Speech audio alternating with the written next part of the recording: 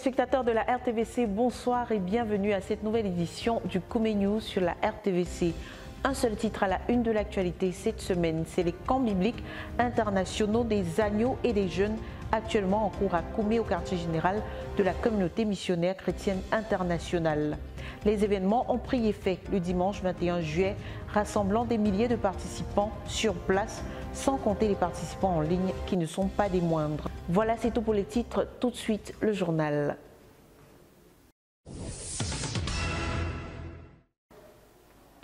Le camp dit de la Fondation et le camp des agneaux se déroulent simultanément sur le site du quartier général à Koumé depuis le 21 juillet dernier. Ils sont des milliers à y prendre part. Surtout qu'on sait que c'est une première pour les tout-petits qui sont si bien encadrés à cette occasion.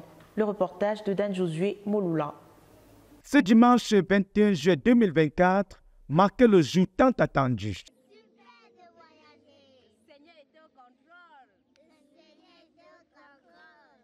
Le début de la saison des camps bibliques internationaux Koumé 2024.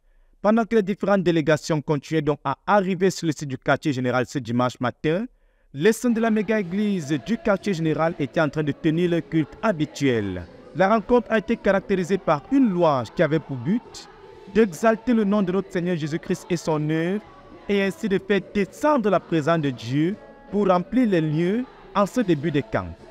Les ministres de louange ont de ce pas conduit l'assemblée dans une louange intense et vivante qui a certainement laissé dans l'environnement quelque chose du ciel. C'est sur cette note de louange que le pasteur Alphonse Tawet est venu apporter la parole du Seigneur. À partir du passage de Jean chapitre 6 versets 1 à 13, il a tiré de ce miracle de multiplication opéré par le Seigneur Jésus-Christ plusieurs révélations. Dieu envoie des problèmes qui constituent pour nous des pédagogues.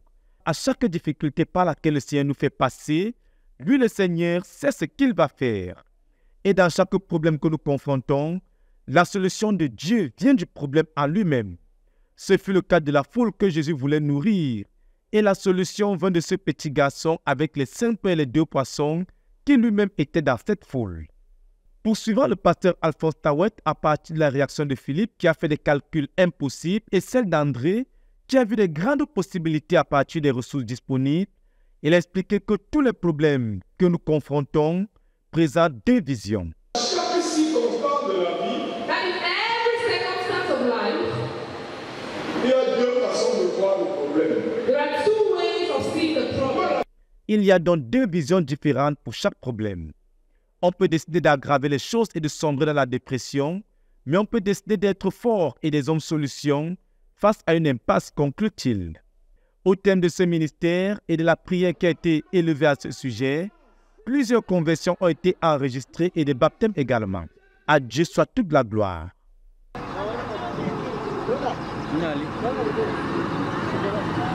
Ce même dimanche marquait également l'arrivée de la plus grande vague de campeurs. Il faut le dire, plusieurs campeurs avaient déjà commencé à arriver à Koumé bien avant le début des camps et plusieurs ont continué à arriver bien après le début des camps. Mais ce dimanche 21 juillet, jour J du rendez-vous annuel des jeunes autour du Seigneur et de sa parole, les différentes délégations, des plus petites aux plus grandes, ont fait leur entrée au quartier général. Sortons de Thiers et nous voulons vraiment dire de vive voix que le Seigneur a été avec nous. Nous sommes quittés de Thiers qui est à plus de 140 km de Ngaoundéré et la route est un peu mauvaise, mais le Seigneur nous a donné de bien voyager.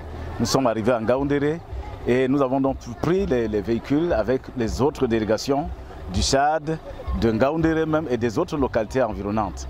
Donc nous voulons vraiment dire que nous avons bien voyagé.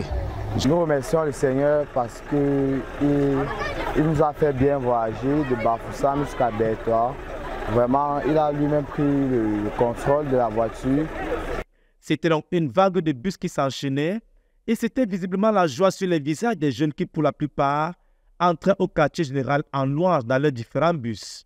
Il faut le dire, pour cette année, la délégation de Yaoundé a battu le record de mobilisation des jeunes pour le camp biblique de la Fondation et des agneaux.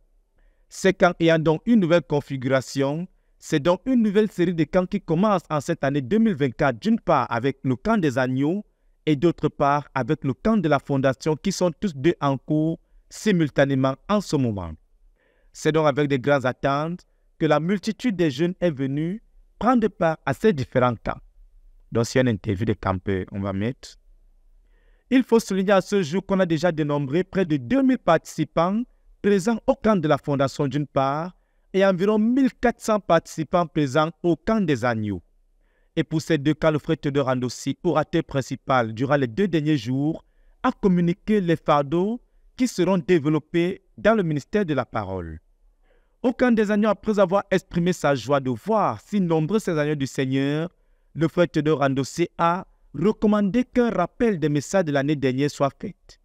Et à partir du livre de Proverbes, chapitre 22, le verset 6, le leader a communiqué le fardeau de ce camp des agneaux, à savoir enseigner aux enfants la voie de Dieu que chacun doit suivre.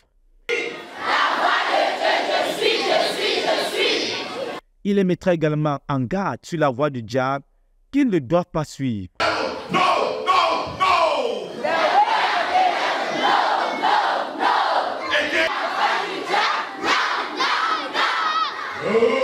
Et sur cette note, une proclamation en chanson a été faite, accompagnée d'une gestuelle adaptée pour que les enfants intègrent ce fardeau. C'est donc en obéissance à la parole du Seigneur qui exhorte aux parents d'enseigner aux enfants la voie de Dieu qu'ils doivent suivre que le frère Théodore et tous les ministres vont entretenir ces agneaux durant ce camp. Il faut souligner que plusieurs autres activités visant à bâtir ces précieux agneaux du Seigneur ont également été organisées. En plus des rappels des messages de l'année dernière, les agneaux ont également eu droit à plusieurs ministères d'envergure tels que celui de la sœur Esther Conan qui les a encadrés et présentés la vie de prière du frère Zach. Pour ces plus jeunes, c'est aussi un lieu de retrouvailles, de récréation et de sainte détente. Every life needs a foundation. Toute vie a besoin d'une fondation. Every family needs a foundation. Toute famille a besoin d'une fondation. Every society needs a foundation. Toute société a besoin d'une fondation. Every kingdom needs a foundation. Tout royaume a besoin d'une fondation. Even every generation needs a foundation. Et même toute génération a besoin d'une fondation. Pour ce qui est du camp de la fondation, dès sa première prise de parole, le frère Théodore Andossi, orateur principal à partir du livre de Matthieu chapitre 7, versets 24 à 27, que tout comme il y a des fondations pour les édifices physiques, il y a aussi les fondations spirituelles pour la qualité de vie qu'on veut bâtir. Et la fondation, souligne-t-il, détermine la durabilité de tout ce qui est bâti dessus. Quiconque entend ces paroles que je dis et les met en pratique sera semblable à un homme prudent qui a bâti sa maison sur le roc. Ainsi, toute vie, toute famille, toute tribu, toute nation, toute génération, toute église et tout royaume qui doit être bâti a besoin d'une fondation. Si on bâtit des fondations solides pour nos vies, explique le leader, la Bible dit que même les circonstances qui arrivent aux autres nous arriveront, mais on sera fort. La vie ne va pas et ne pourra pas nous vaincre. Mais si on ne bâtit pas de fondations solides, les mêmes circonstances de la vie nous arriveront tous. Mais on passera son temps à aller d'une personne à une autre pour expliquer les difficultés par lesquelles nous passons. Hardships will come to everybody. Tout le monde va faire face à des difficultés. Life is like that. La vie est comme ça. There are rainy seasons and there are dry seasons. Il y a des saisons de pluie et il y a des saisons sèches. There are seasons of hardship and there are seasons of ease and abundance. Il y a des saisons de difficultés et il y a des saisons d'aisance et d'abondance. But whether hardship will crack you, Mais quant à savoir si les difficultés vont te casser, turn you into a prostitute, te transformer en une prostituée, turn you into a thief, ou te transformer en un voleur, or whether hardships will make you a solid man, a solid woman.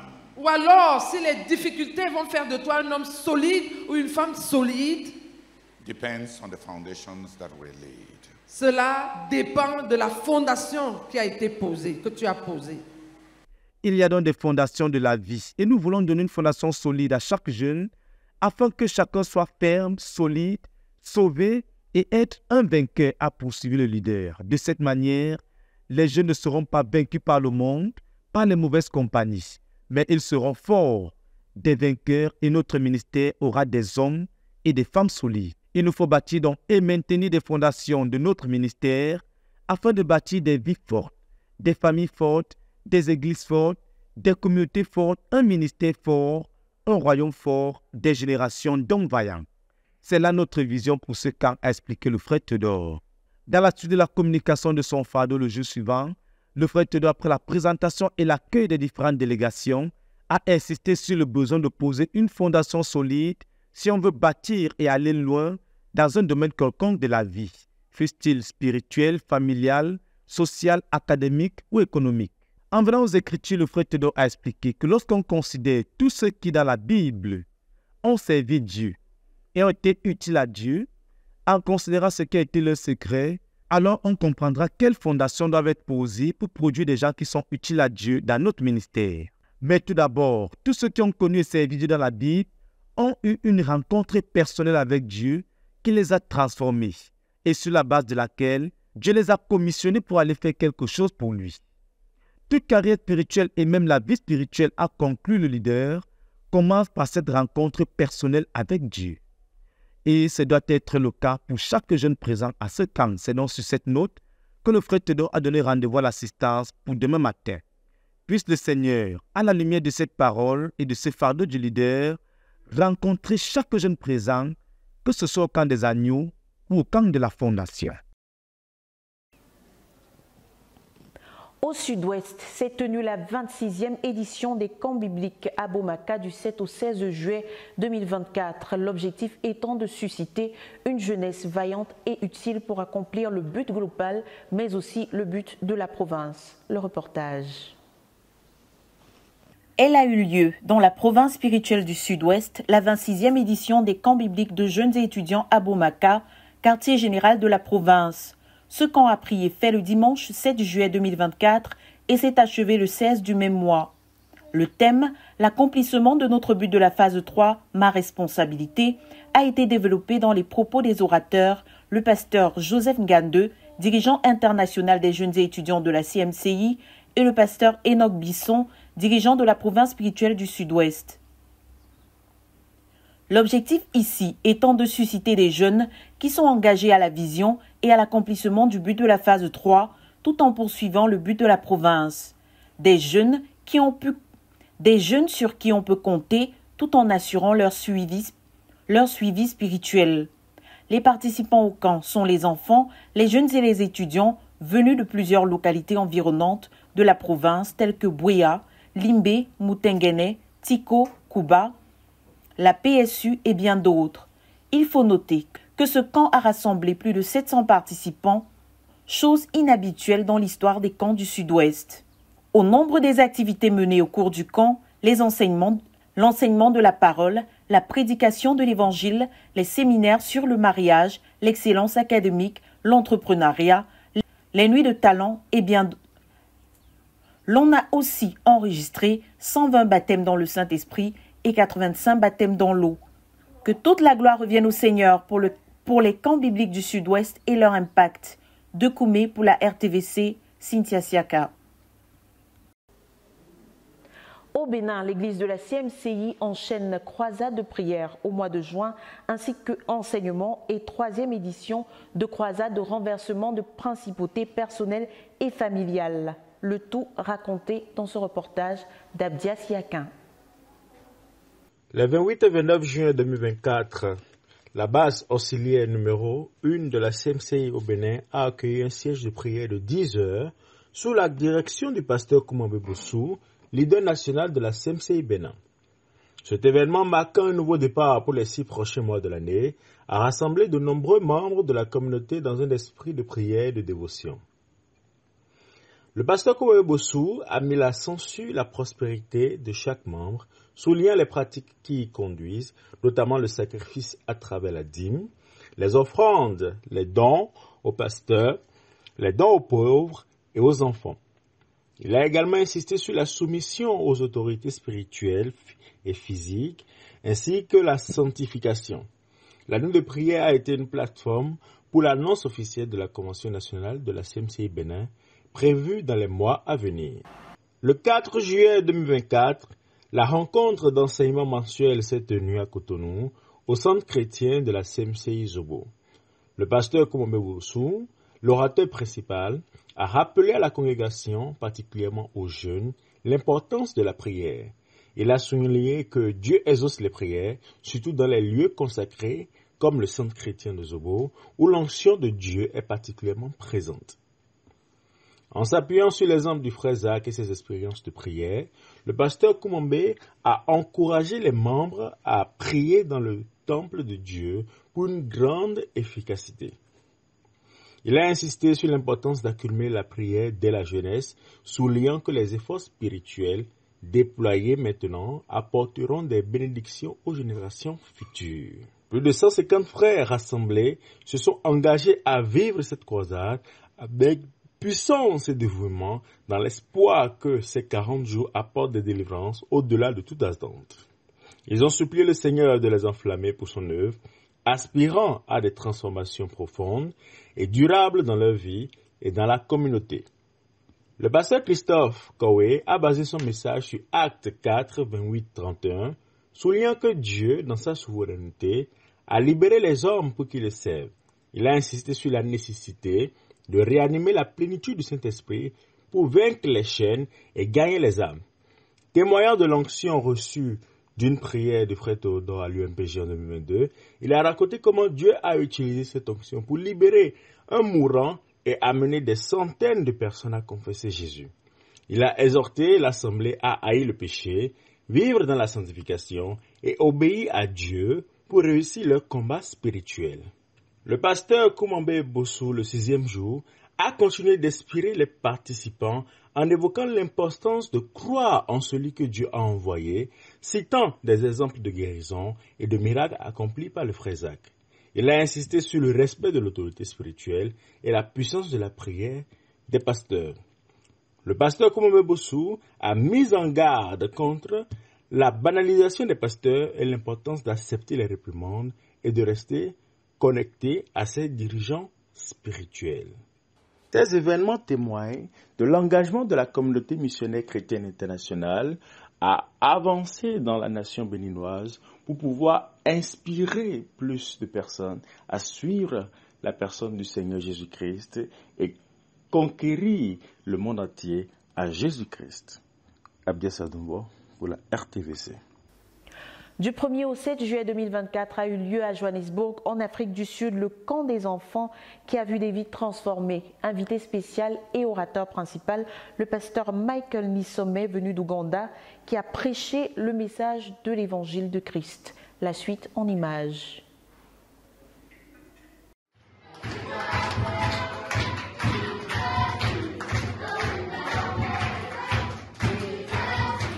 Les participants au camp des enfants sont arrivés sur les lieux à Johannesburg, en Afrique du Sud, dès le 30 juin pour prendre part à cet événement qui a pris effet le 1er juillet. Au nombre des personnes chaleureusement accueillies autour d'un bon repas, des pasteurs blancs d'autres dénominations ayant entendu parler de la rencontre et curieux de découvrir. Après une bonne nuit de sommeil, les enfants prennent part ce premier jour du camp aux différentes activités proposées. Le pasteur Michael Nisome, missionnaire de la CMCI en Ouganda, a effectué le déplacement en sa qualité d'orateur principal. Il se présente et entame tout de suite son message évangélique inspiré de Jean 3, verset 16. Il prêche clairement le message de l'évangile aux enfants qui fondent en larmes, confessent leurs péchés l'un après l'autre, se repentent et reçoivent le Seigneur Jésus dans leur vie. Il dépeint l'exemple de Paul et Timothée pour exhorter les enfants à bâtir une relation avec leurs dirigeants et à se distinguer par leur bon comportement, bien qu'étant jeunes, pour qu'ils deviennent des personnes dignes de confiance à qui l'on puisse confier des responsabilités. Le deuxième jour du camp, à partir de 2 Corinthiens 5, verset 17, les enfants ont loué Dieu et proclamé qu'en Christ, ils sont de nouvelles créatures. Le couple Ngapeu, quant à lui, enseigne les enfants s'inspirant des Écritures en 1 Samuel 1, verset 1 à 5. L'intention est de leur faire comprendre qu'ils ne sont pas trop jeunes pour connaître Dieu ni pour bâtir une relation personnelle avec Dieu. Le week-end, les participants ont eu une conversation ouverte sur la vie sexuelle dans un contexte où les abus sexuels sont récurrents. C'est l'occasion de rendre le ministère de guérison intérieure, de pardon et de reconstruction. C'est ici qu'intervient le ministère du couple Mbani, couple de blancs qui s'exprime couramment en Afrikaners et auquel les enfants ont pu se confier individuellement. Le dimanche, le message de l'évangile prêché a également atteint les adultes qui se sont levés pour s'engager à suivre Christ. Il faut noter que ce camp qui s'est tenu au domicile d'Engape a connu une participation à dominance blanche et sa particularité réside dans le fait que tout le monde a mis la main à la pâte, y compris les curieux dont l'intérêt a été suscité et qui ont supplié pour apporter leur contribution et appartenir à ce mouvement du Seigneur Jésus. Que toute la gloire revienne au Seigneur pour sa main à l'œuvre ici. De Koumé pour la RTVC, Cynthia Siaka. C'est au Maroc que le pasteur Jean-François Edogué a rendu ministère aux dirigeants le 1er juin 2024, le don à Dieu étant au cœur de son partage. Suivons Dan Josué Mouloula.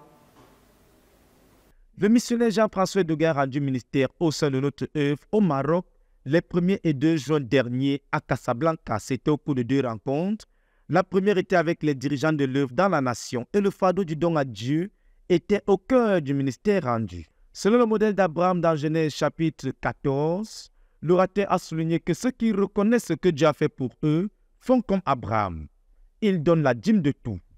Ceux qui donnent à Dieu ouvrent la porte pour davantage de richesses et pour que Dieu vienne à leur secours. Aussi, explique-t-il, la plus grande utilité du don à Dieu, c'est qu'il nous permet de communier avec Dieu. À la suite de ces ministères, durant le culte commun en particulier le lendemain, le frère Jean-François Edogué a basé sa prédication sur l'amour de Dieu et la foi en Dieu. Il a montré que ceux qui manquent d'amour ne ressemblent pas au Seigneur Jésus-Christ.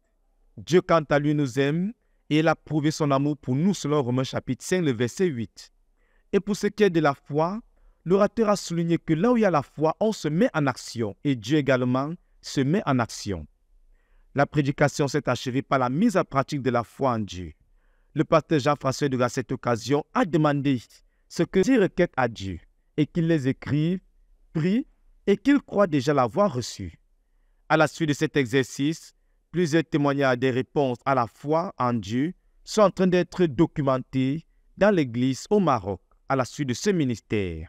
C'était donc dans une atmosphère de joie, d'amour et de partage que se sont déroulées ces 2 rencontres avec le pasteur Jean-François Edogué.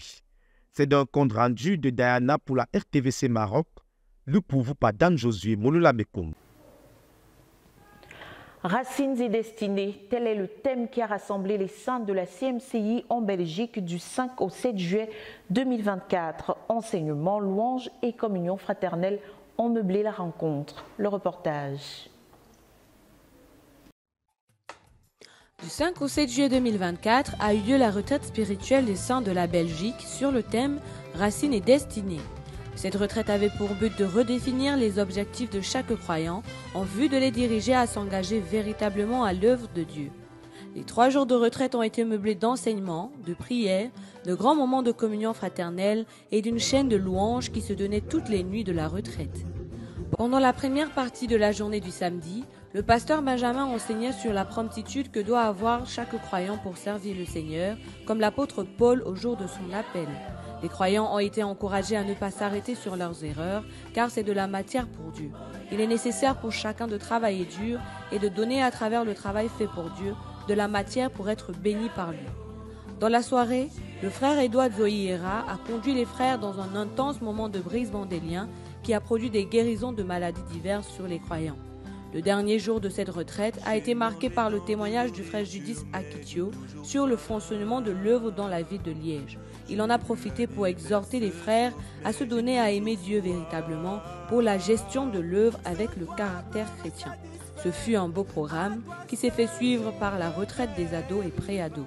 En Côte d'Ivoire, la croisade de renversement de principautés personnelles et familiales qui avait pris effet le 1er juillet dernier et à mi-parcours, l'on enregistre des conversions, des délivrances, des guérisons et aussi un réveil spirituel éminent raconté dans ce reportage de Pascal Béouri.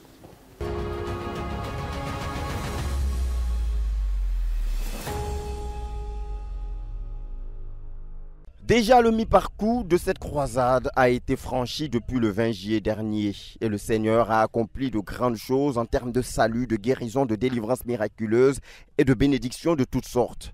Le salut des âmes étant la part de Dieu dans cette croisade, comme le pasteur Meignier ne cesse de le rappeler, l'invitation massive des âmes et la proclamation de l'évangile à chaque session est au rendez-vous. Et en réponse au message proclamé à l'endroit des âmes et des invités, ce sont en tout 1703 personnes qui ont été gagnées à Christ pour les 20 premiers jours. Et avec les 363 âmes et les 45 nouvelles âmes engagées à Christ, respectivement les 21 et les 22 juillet 2024, cela donnait un total de 2111 âmes gagnées depuis l'ouverture de la croisade jusqu'au 22e jour. Comparé à l'année dernière où nous étions à 1538 âmes gagnées à la même date, cette croisade 2024 connaît une hausse de 573 âmes supplémentaires gagnées à Christ après 22 jours.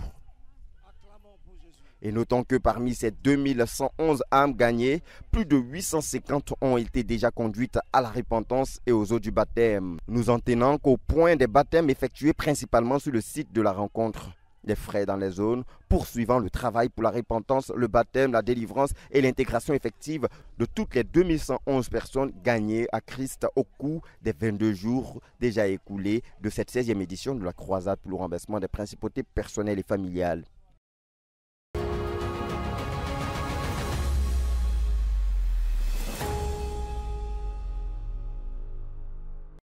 Comme c'est le cas pendant les croisades pour le renversement des principautés personnelles et familiales, cette 16e édition est aussi un laboratoire ou une école à travers laquelle le Seigneur forme l'Église, apportant des révélations découlant des témoignages, des enseignements et exhortations et des prières divinement inspirées, lesquelles constituent des aides pratiques pour les saints et les dirigeants dans l'orientation de leurs prières et dans l'exercice du combat spirituel et dans l'établissement des saints dans la possession de leur plein héritage en Christ.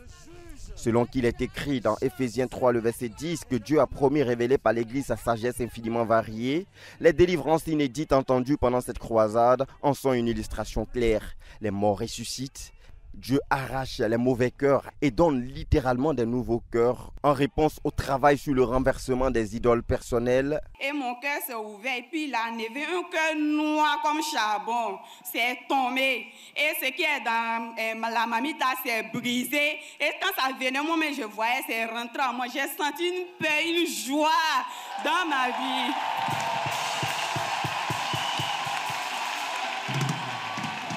Qui a cru à ce que nous avons annoncé? Et les victoires sur les adversaires les plus récalcitrants sont remportées. Les dépressifs sont authentiquement délivrés. Je veux dire merci au Seigneur qui m'a délivré de la dépression ce soir. Vraiment ce soir, le Seigneur m'a délivré de la dépression. Et Dieu envoie ses anges pour opérer ses enfants et les guérir de maladies dites incurables. Ses deux mains, il a attrapé ma tête comme ça et la lame est dedans et il l'a coupé ici, juste où on m'a opéré avant. Il l'a coupé là et les bouts de sang, j'ai quitté dedans, quitté, ma bouche était remplie du sang. Et gloire à Dieu, c'est par là que tête de poulet est sortie par là. Et il a dit, voici ce qui te fatiguait avant. Gloire à Dieu. Quand il a fini net, j'ai rincé ma bouche avec de l'eau et il a fermé comme ça. Et c'est fini, je n'ai plus senti du mal. Matin, je me suis réveillée et tout, il n'y a rien. Juste dans ce temps. Jesus Christ. Merci à Dieu, lui qui m'a délivré d'envoûtement. Il m'a guéri. À toute la gloire de Jésus. Amen. Les boiteux ont jeté les béquilles pour pouvoir même danser et marcher. Elle a jeté la béquille. Jesus Christ.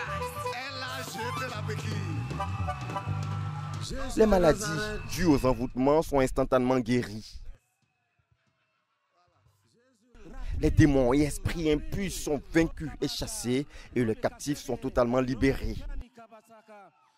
Selon ce que l'équipe de délivrance a pu décompter et enregistrer jusqu'au 20e jour, 1663 personnes avaient été déjà délivrées des démons et de l'emprise des démons et 872 personnes ont témoigné de leur guérison instantanée comme fruit des intercessions et combats spirituels quotidiennes conduites par le pasteur Boniface Bégué et toute l'équipe qui l'accompagne. Dieu vient de me guérir la migraine depuis 2013 qui me fatiguait. Alléluia! Faut dire depuis 2013, je souffrais. Quand ils m'ont entré en 6e, Pour écrire même, je ne peux pas. La migraine me fatiguait.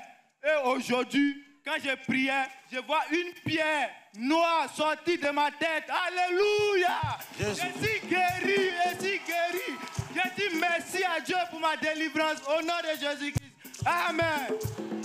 En conclusion de la 22e session, le pasteur Meignet n'a pas manqué de conduire l'Assemblée dans des actions de grâce au Seigneur pour tout ce qu'il a déjà accompli au cours de cette 16e édition, tout en exhortant l'Église à rester concentrée pour la suite des batailles à mener pour cette croisade qui, rappelons-le, se poursuivra jusqu'au 9 août 2024.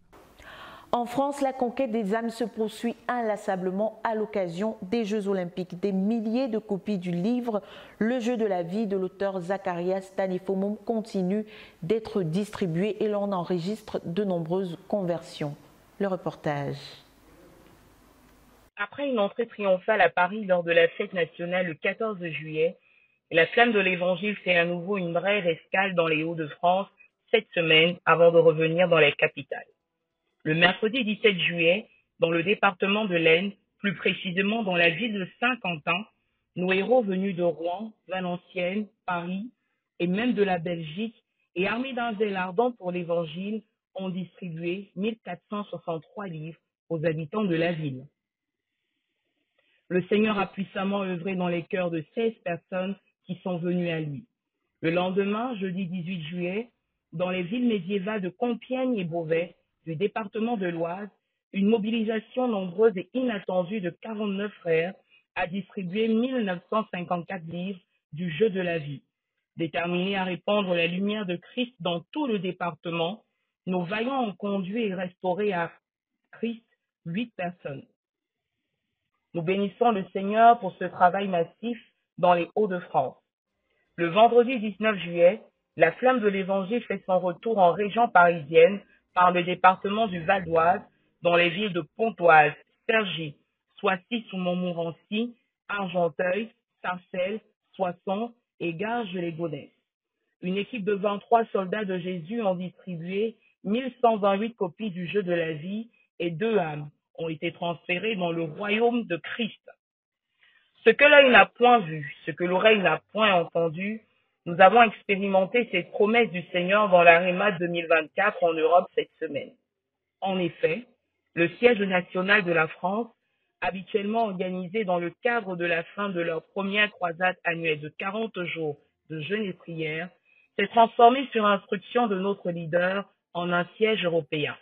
Le but était de nous réunir à une semaine des Jeux Olympiques de Paris 2024 pour être remplis du Saint-Esprit et revêtir la puissance d'en haut pour aborder la bataille avec toutes les armes nécessaires.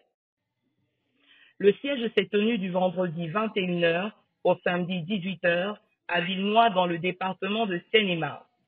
Après quelques prières introductives et actions de grâce comme de coutume, la chorale a conduit les frères dans un moment de réjouissance et de célébration. Les sœurs Aïssa Lindoy et Idflor Ouedraogo ont ensuite fait voyager les saints à travers plusieurs proclamations en rapport avec les prophéties adressées à notre endroit par notre Seigneur, par le biais du frère Zach, notre père, et du frère Théodore, notre leader. Le témoin de la course relais pour l'accomplissement du but a été passé à l'Europe et il ne lui reste plus qu'à courir à l'allure que Dieu lui a imposée par le biais de la Réma. La sœur Ghislaine Tecobon, accompagnée du frère Sosten Bonon, ont conduit les frères dans la prière pour le leader afin non seulement de rendre grâce pour sa croisade de 40 jours de jeûne et de prière et sa retraite de 21 jours qui se sont achevés le 19 juillet 2024. Le fardeau était également de prier pour le préparer à tous les ministères devant lui, de maintenant jusqu'au mois de septembre, en l'occurrence le camp des agneaux, le camp des jeunes et des étudiants, l'UMPJ de la louange et des actions de grâce et la retraite des assistants de ministère. La sœur Doris Niami et le frère Salomon de la Grande-Bretagne ont conduit les saints dans un récapitulatif de ce que le Seigneur nous a enseigné ces 40 derniers jours, notamment à la lumière de quelques batailles tirées de la Bible. La bataille contre Amalek, la bataille de Saül contre les Philistins, et plus proche encore de notre situation, le défi des apôtres après le départ de notre Seigneur, de porter l'Évangile aux extrémités de la terre. La principale leçon tirée est notre besoin du Saint-Esprit. C'est le Saint-Esprit qui nous conduira au milieu de ces millions de personnes vers les eunuques éthiopiens. C'est le Saint-Esprit qui nous donnera le message approprié pour chacun.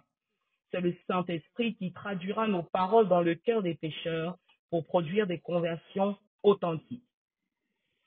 Les frères Constant Yonké et Philippe Donald ont ensuite mis l'emphase sur les fardeaux qui pèsent sur le cœur du leader en ce moment. L'enjeu était non seulement de faire prendre conscience aux 5 ans, cette saison, plus qu'en aucune autre, Dieu compte sur nous en Europe. Il y a également eu un appel à se défaire de la malédiction de la petitesse pour embrasser la grandeur de notre Dieu. Au cours d'un temps de prière, la sœur Ruth, depuis la Grande-Bretagne, a pris la parole pour nous partager une image qu'elle avait eue, celle de Pierre marchant sur les eaux, mettant en évidence qu'il était temps que nous marchions sur les eaux en Europe également. Puis elle a parlé sous l'impulsion du Saint-Esprit pour libérer une parole du Seigneur. Il est à noter qu'au cours de ce siège, il a plu au Seigneur de nous parler par plusieurs saints, notamment la sœur Ruth, la sœur Léonie, la sœur Cynthia et la sœur Ghislaine. Ensuite, le frère Philippe Donald nous a conduits à être remplis du Saint-Esprit. C'était merveilleux. Plusieurs personnes qui jusqu'alors n'avaient jamais parlé en langue se sont mis à le faire. Nous avons élevé notre foi et prié que le Saint-Esprit remplisse même les maisons. Nous croyons que cela s'est accompli. Le frère Ghislain Dormo, coordinateur européen du projet, assisté du frère Patrick Niami, ont apporté les derniers éléments de préparation pratique pour la grande bataille qui débutera le vendredi 26 juillet. Après ce fort et intense moment de Pentecôte, nos frères de Seine-et-Marne ont profité du remplissage du Saint-Esprit pour se lancer entre 17h30 et 21h le même jour à l'assaut de la flamme qui passait dans le département, exactement là où se tenait le siège.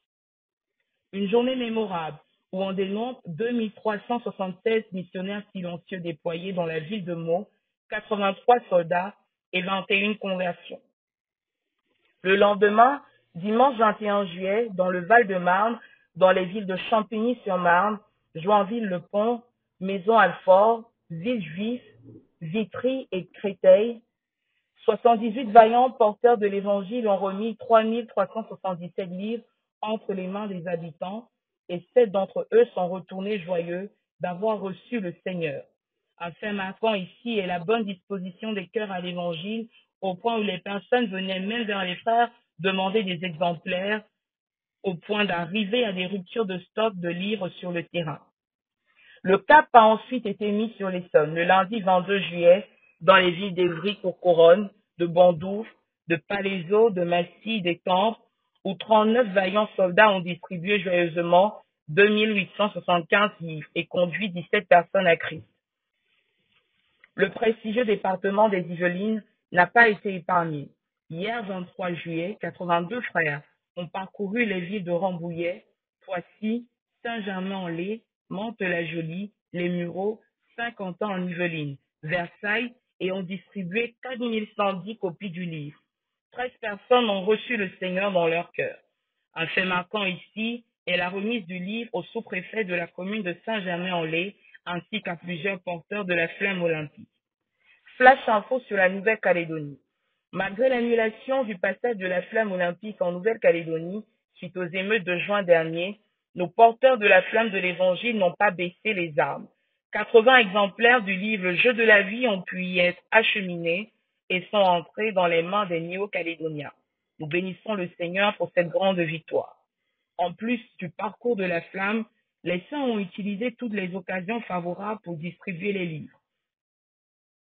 À ce jour, plus de 22 100 exemplaires ont été distribués hors parcours de la flamme.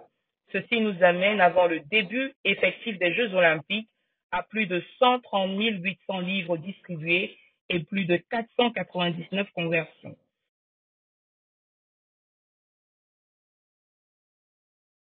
À l'Éternel la terre et tout ce qu'elle renferme. Nous l'expérimentons en ce moment au travers de tous ces événements dans lesquels il nous conduit. Gloire et honneur à son saint nom. Pour la RTVC France, Raïssa Lendoy.